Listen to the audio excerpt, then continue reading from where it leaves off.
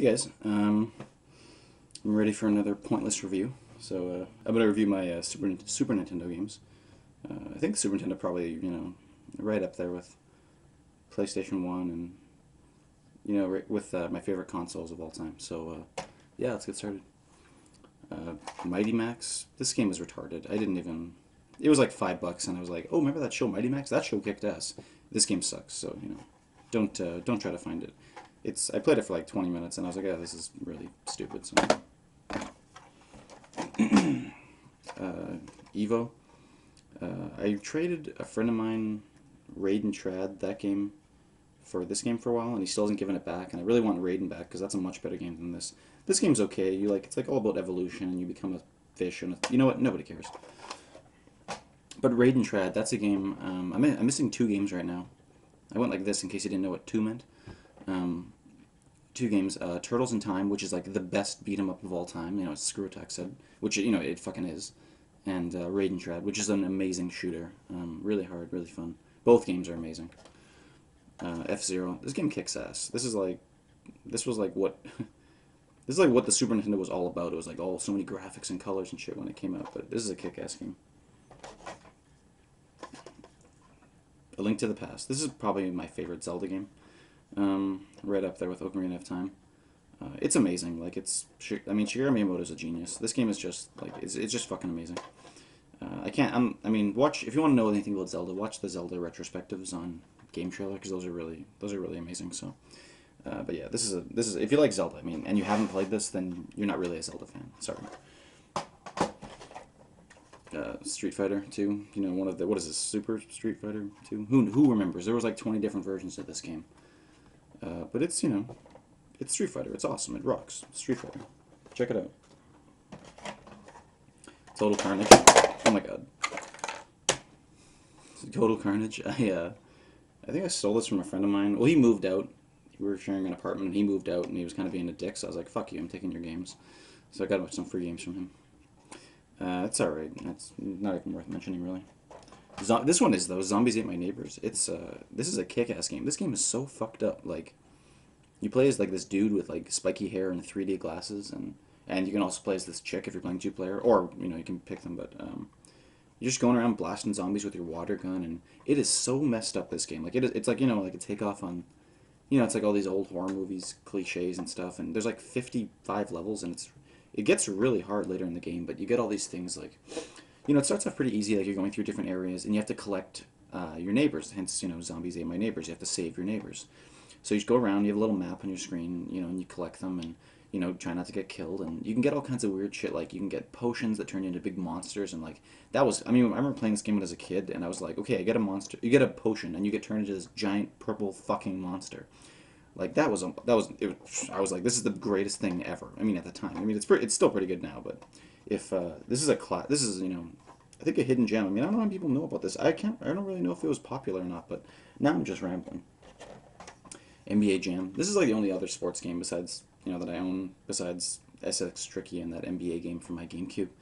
But this is a fun game. This is when you get on, he's on fire, and then the ball becomes a ball of fire, and you can shoot, and you hit every three-pointer, and no one knows what I'm talking about. Maximum Carnage. This is a fucking hard game. It was really hard, but it's pretty good. I like the new Spider-Man games better because it seems a little weird that Spider-Man would be like a side scroller, like just walking down the street beating up people. But this is a really good game, like right out from the comic books, and it was really hard. I remember it took me a long time to beat this game. I remember once it was like 5 in the morning when I finally beat this. I was like, like 15, and I was like just like so stoked that I beat it, but no one was around to celebrate with, so I'm still bitter about that. SimCity. This is a great game, SimCity. I think I always use the cheat where you get a lot of money because I just didn't have the patience to do it the honorable way, or the correct way you're supposed to play the game. But it's still a really fun game, and the most fun you can have with this game is just once you have your great city, just calling all the disasters to happen and just fucking destroying the entire city. Donkey Kong Country. This game is amazing. I've never.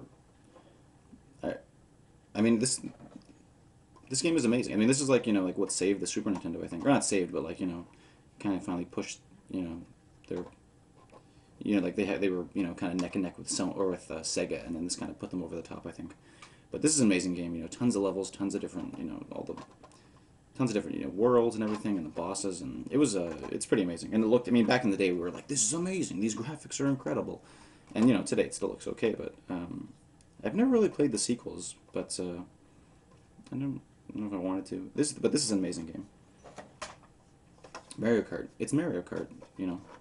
It's awesome. It rules. Oh, I always play as Koopa, or that little. Is that what it is? Koopa with the little turtle shell. That guy kicks ass. Mario All Stars. It's all the original Marios plus Mario, the real Mario 2, Mario Lost Levels, which is a fucking hard game, by the way. Mario Lost Levels is really hard. It took me forever to beat it. And then even after you beat it, there's like secret levels like A1 or I can't remember what they're called, but there's like other levels you can beat, and they they redid Mario 1, 2, and 3, giving them graphical update and everything. And so yeah, it's really great. I like playing these better actually than the original Nintendos, just because they play a little better and they look better. Spider-Man Separation Anxiety. This game is alright. It's not as good as Maximum Carnage, but who cares? And one thing, I used to have Super Metroid, but I sold it. I'm an idiot, I know. But Secret of Mana. This game is amazing. A great RPG. I think I've seen this game go for like I don't know, like $80 on eBay, but I would never sell it because it's a really good game. All right, that's enough. I think there was someone posted a comment on my page asking, wanting to see a PSP review. I really like the PSP, but the only problem is my PSP is modded, so I don't really. So I don't really have that many games. Like I have a couple. Like I have three or four or five regular games, but most of the games I have are on my computer because I just it's modded, so I just download games and put it on there. Another reason why living in Canada kicks ass because there are like zero enforcement for any. I don't think there's any downloading laws. I don't really know or care, but there's like if there are, there's zero enforcement of them. Not like in the States. I think in the States they crack down on that, but yeah. I just did a video of my NES games, and I don't know. I just woke up and I'm just kind of rambling. So, these videos weren't very good, but they were pointless. Hence the name. Huh? All right. I'll probably maybe do my N64 collection or Game Boy Advance or something. Or maybe if anyone wants to see more in-depth reviews of the games I've done, I would do a better job than I'm doing right now. Like I would, go into much more detail. But, okay, thanks guys.